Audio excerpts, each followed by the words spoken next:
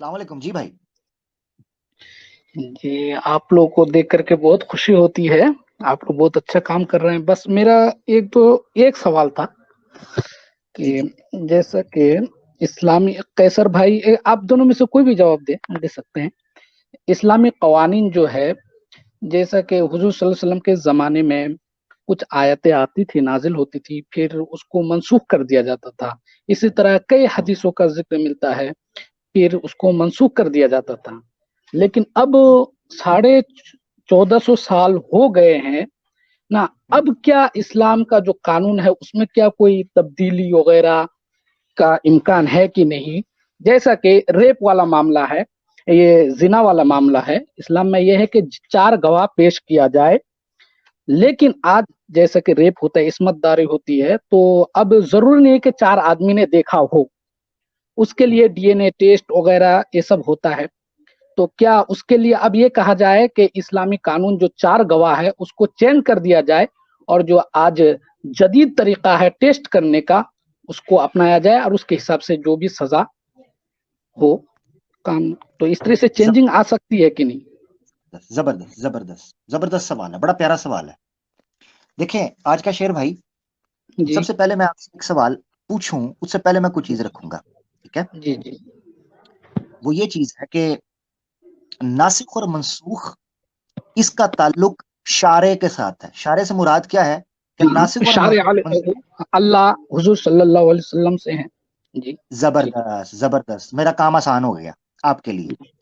تو ناسخ اور منسوخ کا تعلق چونکہ شارع سے ہوتا ہے، وہ شریعت کے اندر امینڈمنٹ ہوتی ہے، تو اس کا تعلق رسول، یعنی کہ رسول چونکہ اللہ کے تابع ہوتے ہیں.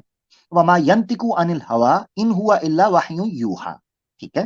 تو وہ مقصد کہنے کا یہ ہے کہ اللہ کے رسول پاک صلی اللہ علیہ وسلم کے بعد کسی کو اختیار نہیں ہے کہ وہ نسخ کر سکے. یاد رکھے، نسخ، جی ناسخ اور جی منسوخ یہ شارع کر سکتا ہے. تو ایک تو اصول ہمارے سامنے آ گیا. ٹھیک ہے، جی اب آ جاتے ہیں آپ کے وہ ایک ایگزامپل کو سمجھنے کے لیے ہم اس مسئلے کو بھی سمجھ لیں گے.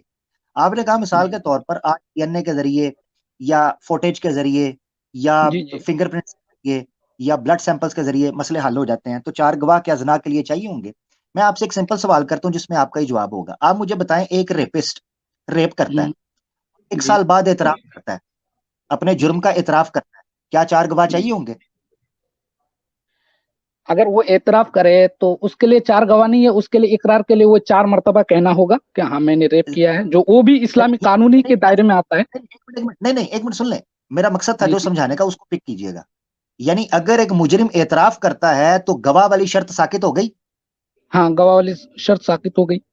زبردست. اس کا مطلب یہ ہے کہ جو 4 گواہ کی شرط ہے وہ سرکمسٹانشل ایویڈنس یا سپورٹیو ایویڈنس کے طور پر تھی. اگر مجرم اعتراف کر لے تو 4 گواہ کے بغیر بھی حد نافذ ہو سکتی ہے، یہ ہاں اسلامی ٹھیک. قانون نافذ ہو سکتا ہے. جی ٹھیک. اس اصول کو سامنے رکھتے ہوئے آپ نے سمجھنا ہے کہ اگر جرم کے دلائل اس قدر مضبوط ہوں کہ گویا مجرم اعتراف کر رہا ہے، اس کا ڈی این اے بول رہا ہے، اس کے فنگر پرنٹس بول رہے ہیں، ٹھیک ہے، اچھا. تو 4 جی گواہوں کی شرط ساقط ہو جاتی ہے. سملرلی جیسے مجرم جو ہے اعتراف کرتا ہے. یہ ہے اسلام کا قانون. اس کو بولتے ہیں تغیر الاحکام بتغیر الزمان والمکان. اگر حالات آپ کو وافر ثبوت فراہم کر دیں، سفیشنٹ جی ایویڈنس جرم کے لیے، تو مجرم چاہے اعتراف نہ بھی کرے، اس بنیاد کے جی اوپر اس کے اوپر حد قائم ہو جائے گی. اچھا، گواہ کیا کام کرتے ہیں؟ گواہ یہ کام کرتے ہیں، مثال کے طور پر 4 گواہ آتے ہیں مگر جی. مجرم اعتراف نہیں کر رہا، تب بھی حد ہاں. لگائی جائے گی. ایسا ہی ہے نا؟ جی. ٹھیک ہے. چار اگر گواہ چار اگر گواہ مجرم اگر جی کیا 4 گواہ گواہی دے رہے کہ اس نے جرم کیا ہے، مجرم ہاں اگر انکار کرے تو اس کی بات نہیں مانی جائے گی. ہاں، زبردست زبردست. کیوں؟ اس کی وجہ یہ ہے کہ عمومی طور پر جو کرمنل مائنڈ ہوتا ہے وہ ایڈمٹ نہیں کرتا کہ وہ گلٹی ہے، جی جی جی عمومی جی طور پر. ٹھیک ٹھیک ہے نا؟ ہے. اس کا مطلب یہ ہے کہ 4 گواہوں نے جرم ثابت کرنے کا کام کیا. تو اس کا جی. مطلب یہ ہے جو فلسفی تھی 4 وٹنسز کی، وہ اگر کسی چیز جو کوئی چیز پورا کر رہی ہے تو نہ گواہوں کی ضرورت رہتی ہے نہ مجرم کے اعتراف کی ضرورت رہتی ہے. یہ ہے وہ فلسفی، اس کو سمجھنا ہے. پرانے زمانے کے اندر چونکہ فورنسک اتنی زیادہ ڈیولپمنٹ نہیں ہوئی تھی، فنگر پرنٹس کے ذریعے ڈی این جی اے جی یہ وہ تو سب نہیں تھا، تو جی لہذا اس وقت کے حالات کو سامنے رکھتے ہوئے ایک طریقہ کار رکھا گیا کہ سوسائٹی میں جرم کو اور سزا کو زیادہ سے زیادہ انصاف اور عدل کے قریب بنانے کے لیے اس چیز کو رکھا جائے. یہ بڑا امپورٹنٹ تھا، ٹھیک ہے نا. تو اس لیے آج کے دور کے اندر اگر ایسی صورتحال ہمارے پاس آ جاتی ہے تو میں سمجھتا ہوں گواہوں کی ضرورت ہی ختم ہو جائے گی. گواہ جھوٹ بول سکتا ہے، ڈی این اے جھوٹ نہیں بول سکتا. ہاں ہاں ہاں. اس گواہ سے زیادہ زبردست evidence D N a finger prints ہے، گواہ سے بھی زیادہ. ٹھیک ہے، گواہ کو خریدا جا سکتا ہے، ڈی این اے کو خریدا نہیں جا سکتا. یہ ٹھیک آپ ہے نے میرے بھائی. بہت اچھی طرح سمجھایا ہے. ہاں، جس طرح سے اعتراف کرنے سے اس کو سزا مل سکتی ہے، 4 بار کہہ دے کہ ہاں، اسی طرح اس کے اسی طرح کیا کہتے ہیں کہ ڈی این اے وغیرہ کے ذریعے نا یہ ہو سکتا ہے. جی جی بالکل ٹھیک بالکل. ہے. بہت تو عامر بھائی میں یہ کہوں گا کہ یہ کیا کہتے ہیں کہ مطلب آپ نے یہ اپنے علماء کرام کے حوالے سے بتایا، آیا آپ کے ذہن میں القاء ہوا تھا، مطلب خود آپ کو یہ جواب سمجھ میں آیا یا کسی کتاب میں پڑھے ہوں گے؟ اگر پڑھے ہوں گے تو ریفرنس دے دیں گے تو بہتر ہوگا اس طور پر اس کا. ہاں، یہ بات جو ہے یہ بہت پہلے میرے ذہن میں آئی تھی جب میں پڑھ رہا تھا.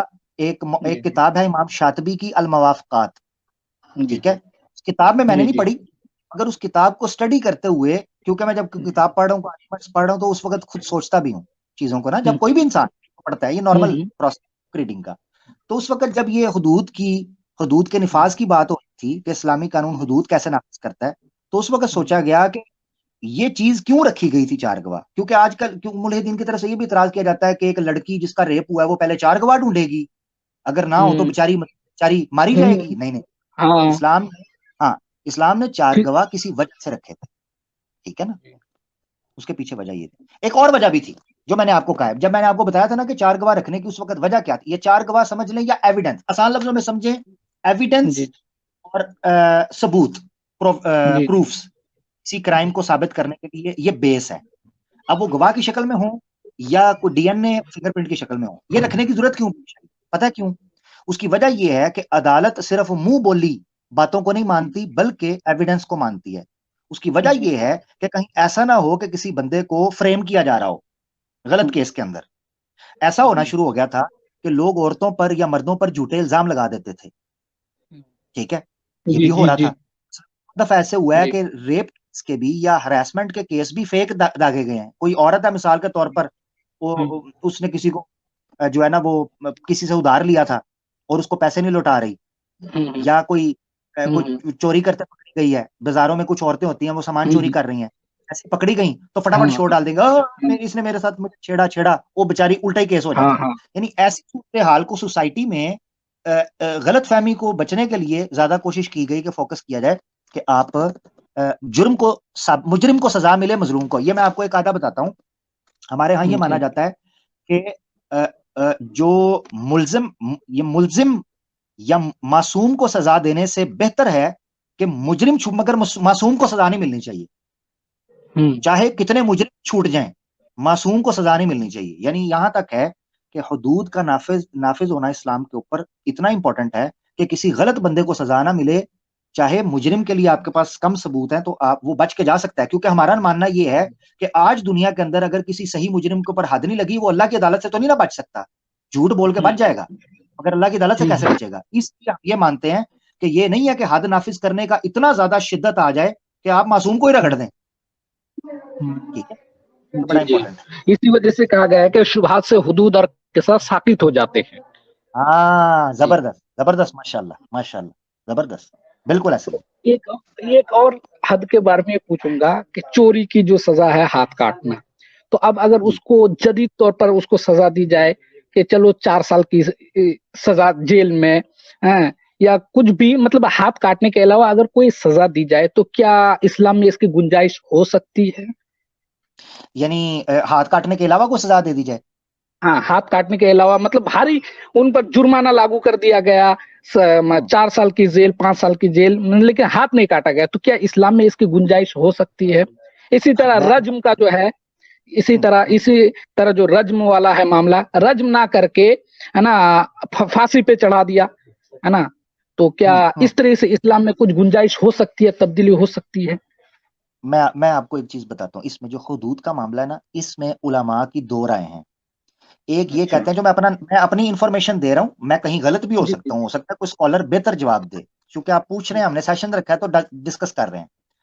اس میں 2 رائے جو ملتی ہیں. بعض یہ کہتے ہیں کہ یہ جو سزائیں ہیں یہ ایکسٹریم اور الٹیمیٹم ہے کسی ایسے مجرم کے لیے جو ہمیشہ سے جرم کرتا چلا. مثال کے طور پہ ایک بندے نے ایک بار چوری کی تو علماء کئی کہتے ہیں نہیں اس کا ہاتھ نہیں کاٹنا چاہیے, اس کی تعزیر ہونی چاہیے, تعزیر ہونی چاہیے. مثال کے طور پر وہ یہ کہتے ہیں ایسے چور کا ہاتھ کاٹا جائے گا جس نے چوری کو اپنا پیشہ بنا لیا ہو, پروفیشنل چور, ٹھیک ہے نا, ڈاکو چور جس کا گزر بسر ہی چوری کے اوپر ہو. مگر ایک بندہ بےچارا بھوکا تھا, کوئی ایسا تھا, اس نے اگر چوری کر لی تو ایسا نہیں ہے اس کا ہاتھ کاٹا جائے, اللہ یہ کہ آپ سٹیٹ کے اندر اتنی جو ہے نا وہ پروگرس پیدا کر لیں کہ اس بندے کو چوری کرنے کی ضرورت ہی نہ پڑے. تو پھر آپ دیکھیں, یعنی یہ دیکھنا چاہیے کہ جو بندہ کرمنل آیا ہے اس کے سرکمسٹانسز کو اور اس کے حالات کو دیکھا جائے, اس نے چوری کیوں کی, اس کی دلیل میں آپ کو دے دیتا ہوں, اس کی دلیل دیتا ہوں.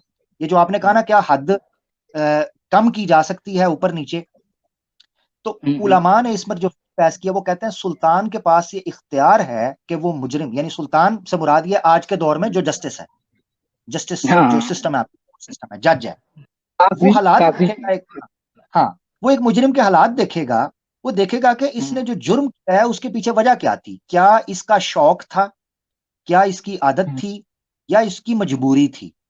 ٹھیک ہے, یہ یعنی انڈیویجول. اس کی مثال یوں سمجھیں, حضرت عمر فاروق رضی اللہ تعالیٰ کے زمانے میں کئی سال کا قحط پڑا تھا. اس قحط کے زمانے میں انہوں نے حد سارق جو قطع ید ہے اس کو ساقط کر دیا تھا, چور کا ہاتھ کاٹنا, میرے خیال سے 2 سال کا عرصہ. 2 سال کے عرصے میں یہ حد ساقط ہو گئی تھی کہ کسی ایسے چور کا ہاتھ نہیں کاٹا جائے گا جو بھوک کی وجہ سے کسی پھل کو چوری کر لیتا ہے یا کوئی کیونکہ اسٹیٹ کے پاس بھی اتنا فائنینشل سپورٹ نہیں تھی ویلفیئر کرنے کے لیے کہ وہ ایسے لوگوں کو سپورٹ کر سکے, اور نہ لوگوں کا کاروبار چل رہا تھا, کھیتیاں بند پڑی تھی کیونکہ اس وقت زیادہ تر جو کھانا پکانا تھا وہ ایگریکلچر کی بیس پہ تھا, آبویسلی را یہ ٹیٹرا پیک فوڈ تو نہیں تھا کہ مارکیٹ میں جائیں اور پیسے دے کے خرید لیں, لوگوں کی اپنی کھیتی باڑی ہوتی تھی. وہ چیزیں بھی جب ختم ہو گئی تو حضرت عمر فاروق رضی اللہ تعالیٰ عنہ نے اس حد کو غالباً 2 یا 2.5 سال کے لیے ساقط کیا تھا. اس میں ایک پروگرام ہے, آج کا شعر بھائی, لاکھ اختلاف صحیح مگر پروگرام اپنی نوعیت کا یونیک پروگرام ہے, یونیک, جو یوٹیوب کے اوپر پڑا ہے. اور میں سٹریس اس لیے دے رہا ہوں کہ بڑا مزے کا پروگرام ہے یوٹیوب کے اوپر, انگلش سب ٹائٹل کے ساتھ بھی ہے اور اوریجنلی اردو میں ہے. جس بندے کا وہ لیکچر ہے ڈاکٹر پروفیسر مولانا طاہر القادری صاحب, طاہر القادری صاحب, طاہر القادری صاحب. لاکھ اختلاف کے باوجود ان کا 2 سے 2.5 گھنٹے کا لیکچر ہے تغیر الاحکام بتغیر الزمان والمکان, اسی فقہی ٹرمینالوجی کے اوپر.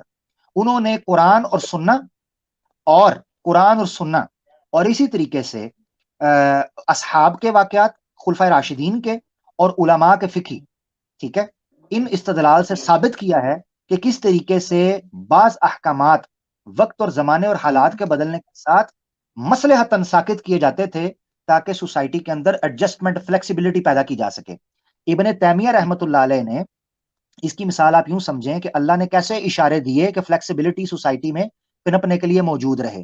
ابن تیمیہ رحمۃ اللہ علیہ نے ایک کتاب لکھی ہے الجواب الصحیح لمن بدل دین المسیح.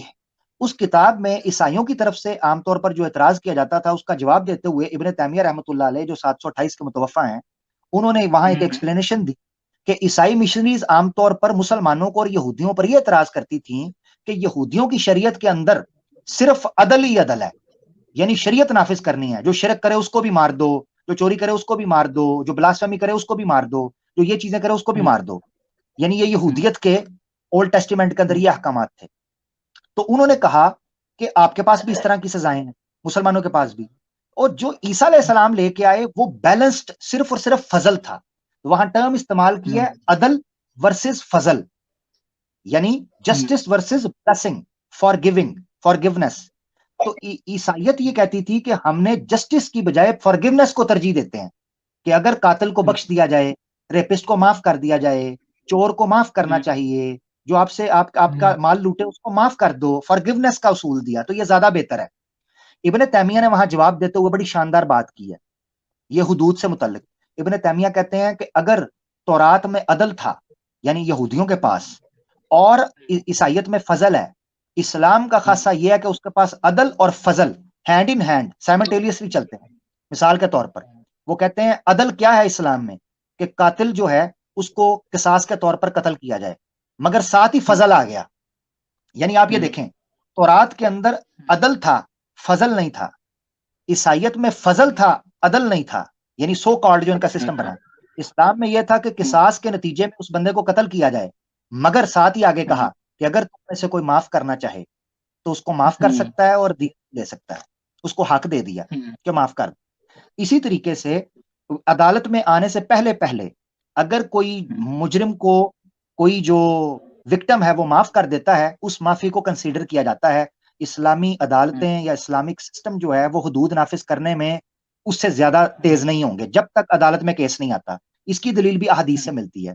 اس سے یہ پتا چلتا ہے کہ اسلام میں جو قانونی یعنی کرمنل لا ہے جو امپلیمنٹ کرتا ہے، ایگزیکیوٹ کرتا ہے حدود کو، وہ اس چیز کو اپنے سامنے رکھتا ہے کہ آپ نے حالات اور واقعات سے کبھی کنی نہیں کترانا، اگنور نہیں کرنا۔ ایسا نہیں ہے کہ گھوڑا اور گدھا برابر کر دیں۔ ایک وہ چور جو بیچارہ مجبوری میں چوری کر رہا ہے، ماں کی دوائی کے لیے مجبور ہو گیا، کھانے کے لیے پیسہ نہیں ہے، چوری کر رہا ہے، اور ایسے چور کو جس کا پیشہ ہی چوری ہے، دونوں کو ایک لائن کے اندر نہیں بٹھا سکتے۔ یہ ہیومن سائیکی کا، ہیومن سوسائٹی کی یہ ڈیمانڈ ہے، ویسے سوسائٹی رن نہیں کر پائی۔ اب مسئلہ یہ پڑتا ہے کہ ہمارے ہاں ایک سب سے بڑا بلنڈر یہ مارا جاتا ہے حدود کے تناظر کے اندر کہ اسلامک حدود کے نفاذ کی بات تو بڑی زیادہ کر رہے ہوتے ہیں، یعنی مسلمان لوگوں کی بات کر رہا ہوں، ہمیں جو کمی کوتاہی ہے اس کا بھی یہاں پر نشاندہی کرنا ضروری ہے۔ وہ سب سے بڑا بلنڈر یہ ہے کہ ہم لوگ اسلامی حدود کے نفاذ کی بات تو کر رہے ہوتے ہیں، مگر اسلامی حدود سے پہلے جو اسلام نے سد ذرائع اور سد باب کیے تھے ان کی امپلیمنٹیشن کہاں ہوگی؟ مثال کے طور پر آپ یہ تو کہتے ہو کہ رجم کی سزا دی جائے، مگر شادی کو آسان کرنے کا جو طریقہ اسلام نے بتایا تھا اس کو کیوں نہیں اپناتے؟ شادی مشکل کرو گے تو زنا کیسے روکو گے؟ کون رکے گا زنا سے؟ شادی کو آسان کرو، اس کے خرچوں کو کم کرو، اس میں بدعات اور مختلف ہندوانہ رسومات کو کم کرو، تاکہ اسلامک شادی ہوگی، آسان شادیاں ہو جائیں گی، زنا مشکل ہو جائے گا۔ نمبر 1، اسلام یہ کہتا ہے کہ جو مالدار لوگ ہیں وہ اپنے مال کو اللہ کے رستے کے اندر خرچ کریں، اسٹیٹ پروگریسو ٹیکسیشن کرے، امیر سے مال لے کر، کئی لا یکون دولتکم بین الاغنیاء، قرآن میں اللہ تعالیٰ کہتے ہیں یہ نہ ہو کہ امیر کی دولت امیر کے ہاتھوں میں ہی گھومتی رہے، آپس میں بزنس کرتے رہو۔ قرض حسنہ کا تصور دیا تاکہ غریب کے پاس جب اس کا حق پہنچے گا وہ کبھی فرسٹریٹ ہو کے چوری نہیں کرے گا، جب وہ چوری نہیں کرے گا تو ہاتھ کاٹنے کی ضرورت نہیں پڑے گی۔ اسی طریقے سے ماں باپ کا احترام کرو۔ چاہیے یہ تھا پیرالل طور پر جہاں اپنا مائک آ رہی ہے، ہاں شور آ رہا ہے پیچھے سے، یعنی چاہیے یہ تھا کہ جہاں اسلامک حدود نافذ ہوں وہاں اسلام کے وہ سد ذرائع اور سد باب بھی نافذ ہونے چاہیے تھے جو حدود میں ملوث یعنی جرم میں ملوث ہو کر حدود کے نفاذ کا سبب بنے۔